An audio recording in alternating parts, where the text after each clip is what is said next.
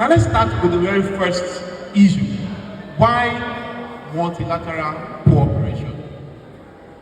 The truth of the matter is that we live in a multilateral world that we often refer to as global village. How many of us are familiar with that slogan? We live in a global village. How many of us? It is a dialogue, so I want us to interact. We live in a global village. So we cannot isolate ourselves from what is happening globally. It is not possible. You know, there is this saying that if America sneezes, the world will catch cold. Have you heard that before? But do you know that if Africa, Nigeria, Remo sneezes also, America will catch cold?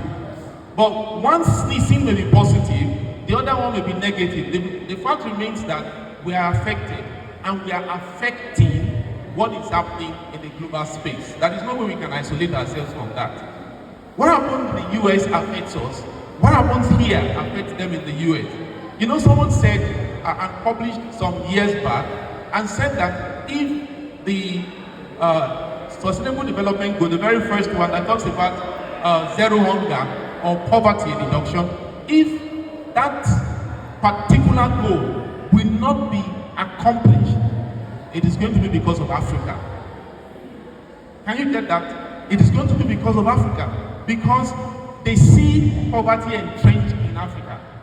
And me, what I can see is possibilities. What they see as poverty in Africa is possibility.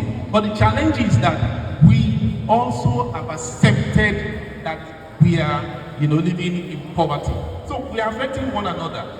The second point is that multilateral cooperation promotes inclusivity and sustainability, which goes beyond our thinking locally. You know, in economics, we talk about inclusive growth. Inclusive growth says that every one of us, we are important. Those of us in the grassroots, those of us living in the city, those of us living in the rural area, the contribution of every one of us is important to move the economy of the country forward, to move the economy of our society forward. Then we talk about Sustainable Development Goal. There is no way we can have sustainability if we continue to think only locally. If whatever we are thinking is just concentrated to what is happening around us in Remo, there is no way we can make useful contribution to Sustainable Development Goal. That is the truth.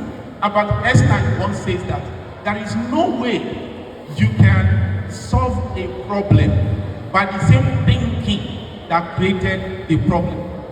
So it means therefore that we have to branch out, or we have to extend beyond the thinking that created the problem and network with what is happening in the global. I'll give you an example. Do you know that this issue that we have been stumbling over economically,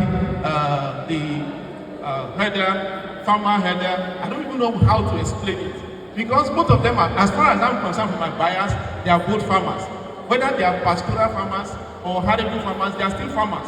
So, but they said farmer headers conflict. Do you know that it is not Nigeria that is the first place that conflict will take place? Many decades ago, that same conflict took place in the United States, and they were able to solve the problem. So why can't we borrow from the solution that they were able to provide to that same problem that is happening? There is no problem that is challenging you that is completely new and novel. Someone has had that problem somewhere. It could be in China, it could be in India. Do you know that people say that our population is a problem?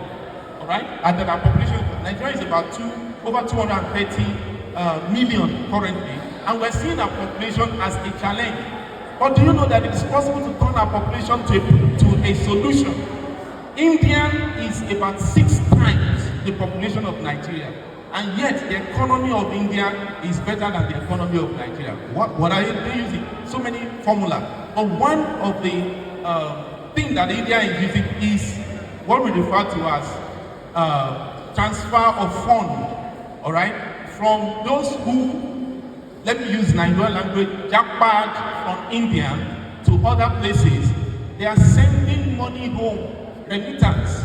They are remaining home, and those monies that come, I want to thank God for the person, the CEO of VOA that spoke to us today, and like the MC said, it bowed me for someone to have the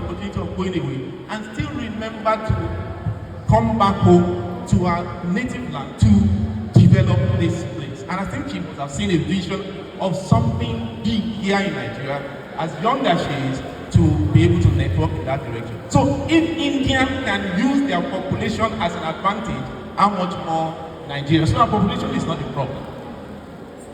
Yeah, so again, multilateral cooperation, that's the third point. Multilateral cooperation supports economic growth by fostering innovation.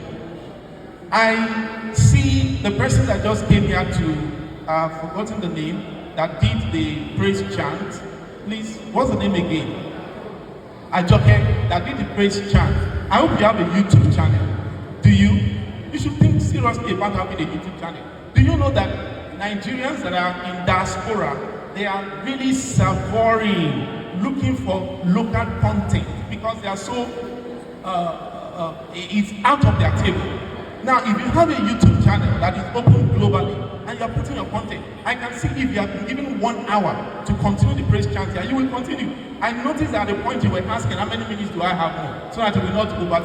So, have a YouTube channel. I'm challenging you. Have a YouTube channel and put your content there. You can make money from dropping content in a YouTube channel or creating a Facebook account. That's a free idea that I'm just giving to you. These are things that we are hiding from, and that is making us not to share our own local indigenous innovation with the world. Okay, so what are the issues? There is no way we can close our eyes to some global matters.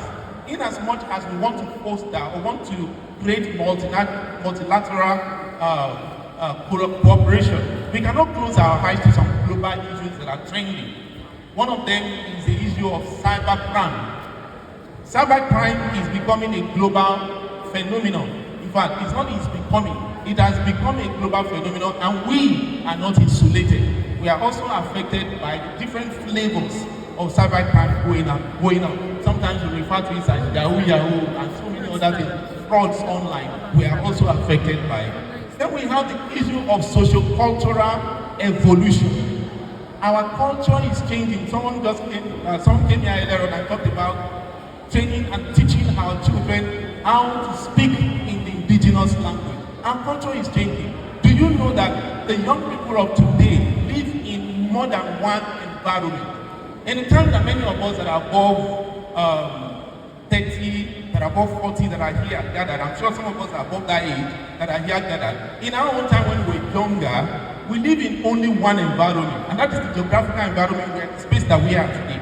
But in the world today, the young people that are below the age of 20, they are living in more than one environment.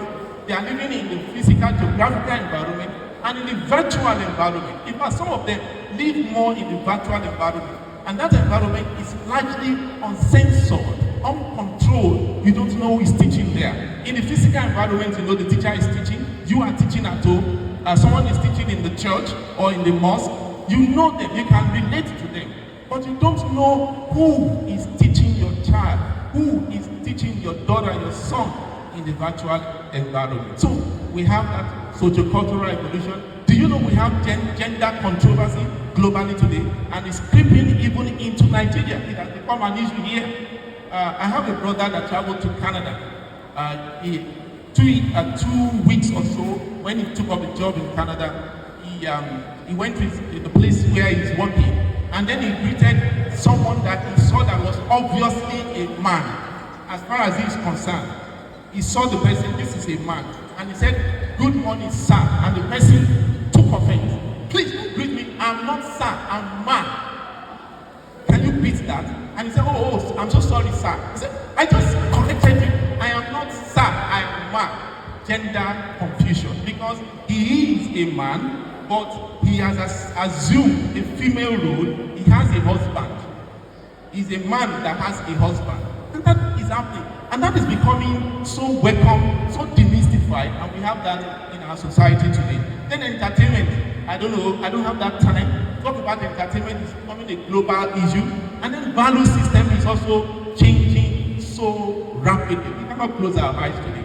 What about in the health sector? We also have a lot of issues that are changing, trends that are changing, that has improved positively in the health sector. The good, the bad, the ugly. We have that also in the food system. Now it's possible for you to eat Chinese food in your kitchen or in your on your table just by going on YouTube and watch what is being done there and replicate it in Nigeria, and then you eat a Chinese meal. So it's becoming a global matter. What about the issue of climate change? Climate change and environmental degradation is also becoming a global matter. Don't think that that rubbish that you threw inside the gutter in front of your house that has caused environmental menace is only going to affect you in Remo. No, as it is affecting the environment in Remo, it's affecting the environment in Nigeria, and it's becoming a global phenomenon. So whatever we are doing here in Remo, whatever you are doing in your home, has a global implication. So we are all global actors. And that means that we need to call ourselves to action as global actor. I am a global actor. You are a global actor. The perfume you are using has an issue, has a contribution to the climate, and it becomes a global phenomenon eventually. So we have rights as a global actor, and we also have obligations. And I want us to take that seriously. We have what, everyone? We have what? Rights. That means you have some things you are supposed to benefit from being a global actor. And then you have what also? Obligation. You have a responsibility as a global actor. And those two things are very important. And because of this, the United Nations, we must have heard of the United Nations, especially with the popular Sustainable Development Goals that we are still trying to pull through, that says that we will evaluate it again by 2030, which is just around the corner. They met sometimes in 2024, and I want to say, okay, the chairman, the topic you have chosen, or the thing you have chosen, aligns so well with the Sustainable Development Goal of the United Nations. They held a summit sometimes in September last year, and they came up with a pact for the future. And that pact is to reaffirm the commitment globally to issues that have to do with peace, to issues that have to do with sustainable development, to issues that have to do with the protection of human rights. Because now we live in a global village, so we have to broker peace. We have to look at how to sustain our environment, and we also have to look how to protect human rights. Let us note two things that I want to call our attention to. You and I, our actions, your action, my action, affects today and also affects tomorrow. Now, if you are not bothered about tomorrow because maybe, well, I won't be there tomorrow, I will probably be dead or something. What about your children? What about your grandchildren? So our actions, we have to be very careful with it because it affects today and it affects tomorrow. And like the UN Secretary General said, that we cannot build a future of our grandchildren. We can't build a future for our grandchildren with a system that was built for our grandparents. It's not possible. The system we're still using in many parts of Nigeria. I want to thank the visionaries, those who have taught it wise to put up this association, because you're now thinking not just locally but globally, and how to pull everyone in Remo. This is so beautiful and so lovely, and I wish that every other communities in Nigeria would copy this if they don't have something like this in your taking place. So I want to clap for yourself for that. Honestly, many spots in Nigeria, we are still using a system that was built for our grandparents. And that is why it is not possible for our grandchildren to adopt it, because it's old and it's not working globally, because they are exposed to global phenomena, exposed to global issues, exposed to global opportunities, exposed to global threats.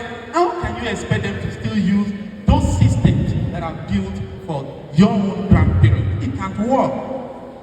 Unfortunately, some of these systems are still imported technology to us. And I want to swing it back to this one, that my bias. Do you know that the cutlass, that's the technology, You know, the cutlass is a technology for weeding.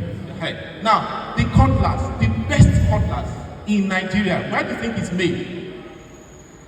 You'll be able to answer that. I'm sure Dr. Bato will be able to answer that because of his bias. Ghana is imported, whereas the whole world is moving away from that to handheld technology and artificial intelligence and all that. But Nigeria is still importing the crude old technology built for our grandparents even into Nigeria. When are we going to migrate? So the only way we can start building a new Nigeria, a new Remo land, a new environment is by adopting technology. So the place of technology is very important. Digital technologies are dramatically transforming our world through the following. I will give us about 3 or 4 points. Education. And I saw that I was so very fascinated by it. Empowering students via STEM education. Digital technology is transforming education globally. And we cannot play the reverse game in that. It is no longer compulsory that you have to go to the physical classroom for you to be able to get education today. And age is no longer a barrier. That you're working is no longer a barrier. You can be working and still get education. So for those who have not gone to school because of some challenges in the past, and now you have a little fund to go to school, you are sponsored, please don't retard yourself. Move forward, pick up online education and get literate. It's very important. So digital divide has given us that privilege. We now have AI, artificial intelligence, and robots teaching young people globally. You know, I have a friend who did a course in UK, and he told me that the course that he did, that the person that taught the course died 10 years ago. Can you beat that? The person that taught him the course and that examined him died 10 years ago. What did they do? They simply took his voice, made an avatar of him, plugged into AI. So he is speaking as if he's still live. He's taking questions. But the questions that the AI is answering is from the repository that this person has created 10 years ago. So if you ask a question that is not within that repository, we will tell you that it is not on the radar of that course. It's not part of the course content. And he examined, do you know AI can set questions? He set questions, examined them, and marked someone who has died 10 years ago. That is how much technology has created revolution in our world. What about economic empowerment? We have people who do marketing on social media. How many of us have participated in that? Marketing on social media. Please, let's be proud to raise our hand. You know, COVID taught us a lot of things. During COVID, a lot of us couldn't do our businesses again physically. We decided to go on WhatsApp. The WhatsApp that we're using to just greet people and to make friends before. We turned into business. We started putting our businesses on the, what do you call that? On our GP, on our, and we made a lot of money from that. And so many people decided not to migrate away from that, and they have marketing and enterprise on social media. What about agriculture? We have the influx of nanotechnology, the influx of breeding and biotechnology that has empowered agriculture, that has made so many things that were not possible some 10, 20, 50 years ago. They are now very possible, and it's making food production, food processing, food packaging available and distribution, available at better packaging and cheaper globally.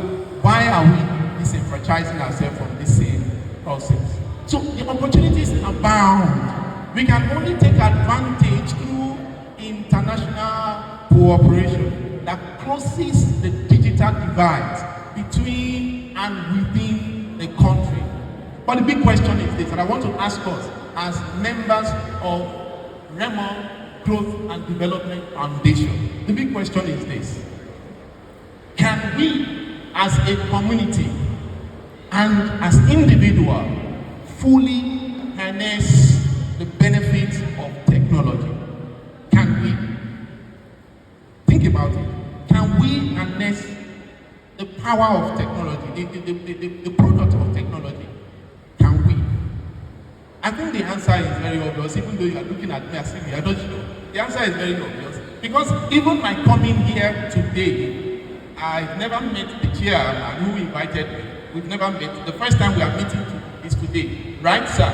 We met today for the first time. And yet we have communicated, yet I received the letter, yet up till around 11 o'clock, the two of us were talking. What is that? Technology. And I came in here, and I'm fitting into the picture through the import of technology. Yes, we can. The youth can take up the challenge. But why do we think it's meant to be in the hands of young people, not in the hands of old people? Why? Why are we thinking youth? Let me shock you a little bit if you are not shocked already, if you don't know the information already. What do you think is the average age of Nigerian population? The average age of Nigerian population is 18 years. If I should take a census of every one of us that are here, I'm sure many of us are above 18, if not all of us, the way I'm looking at everyone. Is there anyone here that is below 18? Proudly. I'm a Remo Association president, I'm below 18. Proudly. Raise your hand. So none. So we are all old as far as Nigerian population census is concerned. More than 50% of Nigerians are youth. And so if you are looking at progress, if you are looking at future for Nigeria, it's in the hands of who? It's in the hands of who? Youth. And that is why this association is very, very focal. It's very, is strategically situated where it's meant to be. There is also there is an increasing global recognition of young people, all right, to include them and to empower them. And Nigeria is not left out, except you leave yourself out. That inclusion is happening globally. We can see the power of the young people, especially with technology, during the NSAS protests. How many of us remember the NSAS protest? That protest became stronger and organized based upon the use of technology. We remember very well. Many young people are content creators today. They create content, especially on social media, all right? So the question is not, can they? The question is, how do we empower the youth to employ technology responsibly to drive multilateral cooperation? That is the big question that is meant to be for our dialogue. I feel so. How do we empower the young people to employ technology responsibly for multilateral cooperation? I want to ask us about 4 questions as an association. I hope the chairman will be documenting this, or someone who is a rapporteur for this session will be documenting these 4 questions. And I'm using it to tease our imagination and to challenge our minds so that we can document it as part of our terms of reference or in our bylaws, so that we see how we make progress from there. The first one, how can Remo youth utilize online platforms and digital tools to engage in cross-border dialogue, share information, and advocate for policy change? How? The second one, how can technology be used by Remo youth to address global challenges like climate change, like poverty, through collaborative projects and data sharing? How?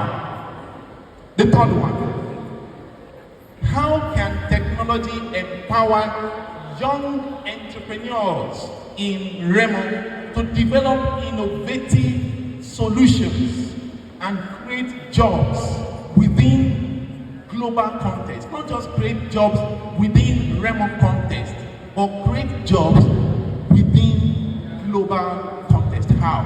And the last one, how can technology be used to promote peace and security and to prevent conflict and address the root cause of violence?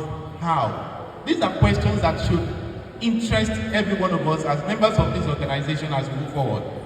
And I want us to look at the external threats, and after that I'll give my own so as I wind down. There are some external threats. Access to technology is a threat. The internet is a threat. I would see the cost of the technology is a threat. Literacy is a threat, could be a threat to minimize this issue. But they are all demystified because we have partnerships that we can broker that can help to alleviate some of these threats. We equally recognize the obvious abuse of digital technology by young people who engage in various online cybercrime, sexual and gender-based violence. So the issue is, we have to develop methodologies to guide against this remotely and through campaign. As I wind down, all right, my suggestions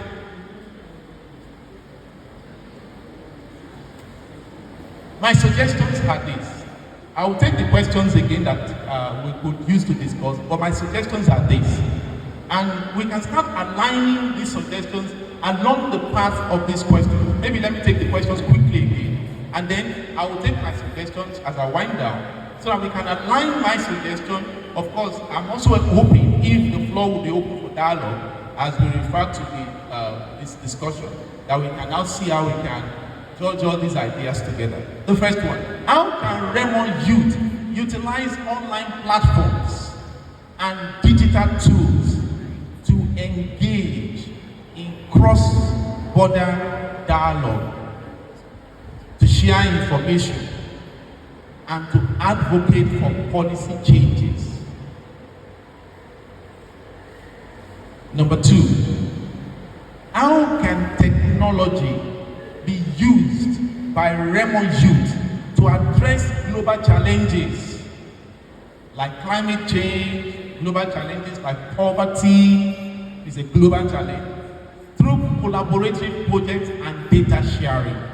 How can we use data sharing to address these global challenges? Three, how can technology empower young entrepreneurs in Remo land? Young entrepreneurs to develop innovative solutions and create jobs within a global context.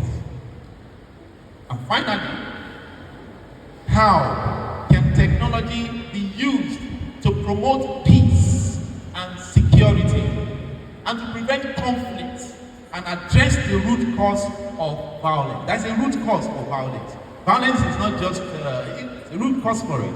How can we address that root cause? Through technology. Okay, my suggestions, it might be direct or indirectly affecting these core questions which are thrown to us. The first one, we need platforms for advocacy, training, and financing of the young people to take advantage of global linkages and opportunity. We need to create that platform. This is a platform. I want us to clap for ourselves for this. This is one of such platform, and this is a very strong and viral platform for such advocacy. All right? But how else can we intensify or deepen what we are doing in this association?